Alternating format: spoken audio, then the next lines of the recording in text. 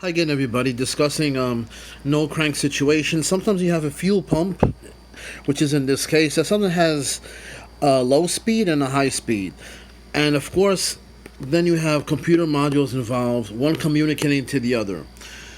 So, to make things a little simpler, always in the schematic, you always look for key symbols, key components. So I outlined in yellow, highlighted it, what the key components are. Of course, there's a fuse and a relay, but in this case, there's something called the PCM, which is the main control board, the computer. And then there's another one called fuel pump control module. This one is the one that controls the fuel pump, the speed of it. So, one thing to start, always you need a relay, right? In every situation. So when you look at this, you look fuel pump fuse has 20 amps. Now I wanted to show you something that I have. There's a product out there which is pretty good. You know, when you measure current, either you can have an inductor pickup or the meter that I showed you, the clamp meters. But let's say you have to take out the fuse. There's this product over here, if you can see it. It's called a fuse buddy tester, and relatively it goes for 20 amps or 30 amps, whatever you need it for. And I don't have a battery in it now, but hopefully I will put a battery, and you'll see it in the fuse box. This tells you how much current you are pulling. And if you can see that the other end of it is like a fuse type. So instead of the fuse, you take out the fuse, you put this. This is the fuse. Take out the fuse, put out this. And remember, you're going in series. So therefore, you could measure the current. Now the question is, why don't I use a multimeter? Right? That will be the same purpose. Well, look at the multimeter. How much is it rated? 10 amps. That means we can't use it more than 10 amps. Most circuits use 20 amps or 30 amps, right? Therefore, these are rated at 20 amps and 30 amps. And they give you a digital display how much amps you are pulling.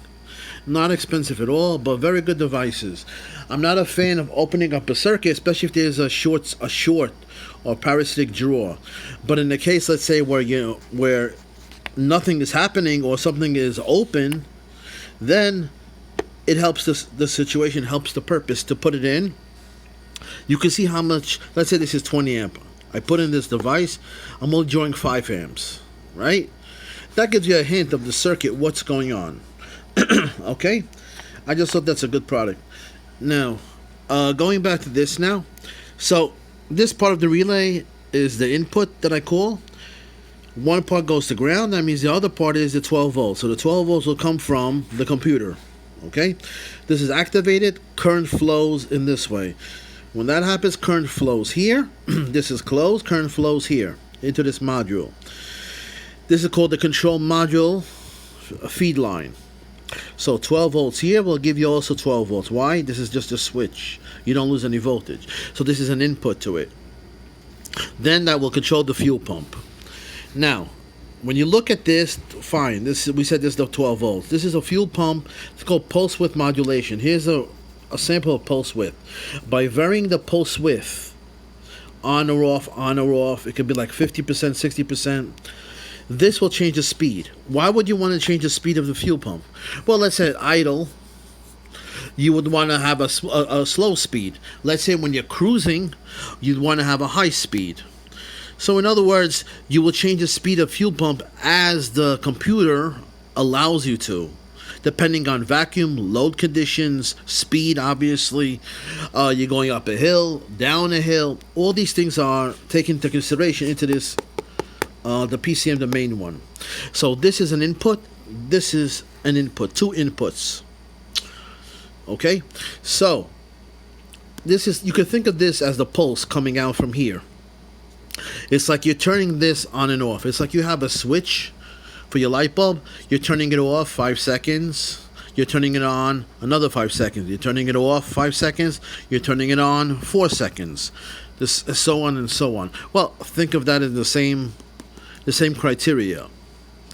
Once that happens, this is the control line. It controls this, the speed of it, right?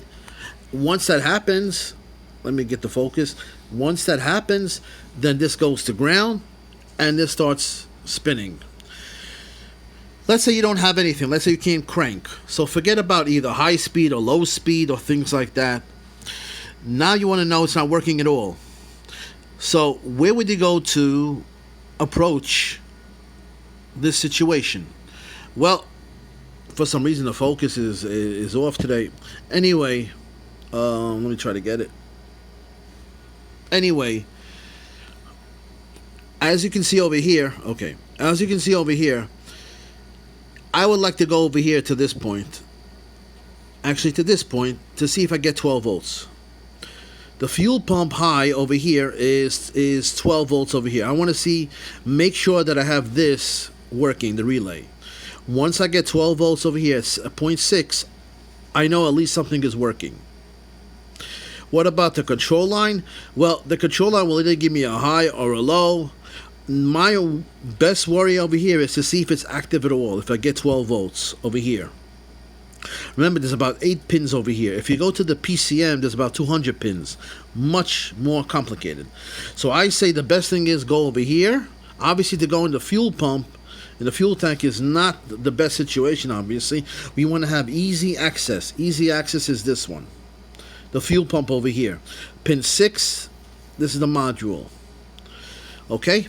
Now, let's say you have this. You still need this.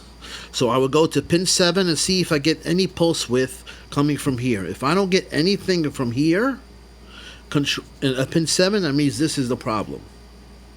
And so on. So this is just a quick review of something. Again, this is complex, obviously, and all these things.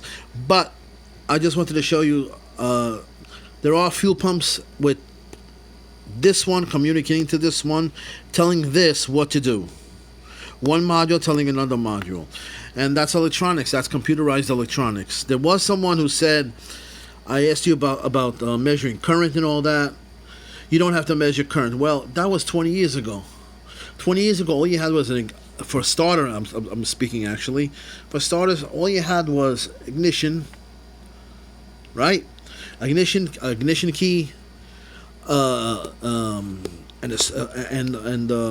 what you call it, and the starter. Then you had the line going to the starter. Who would think about current? Now look at this. For computer, you have computers involved in the starter and the fuel pump. So it's a different story now. That's why I insist these modules, computerized modules, control everything. It starts your car, and that's how it is. It's computerized, and just like fuel injection, fuel injected also, the computer controls it. Everything is controlled by computer. So this to me is, this device over here gives me some advice how much current is being drawn. Remember, in order to get current, you have to have a complete path. At least it tells me that there's a complete path to ground. At least it tells me that much. So again, thanks for watching, and see you next time.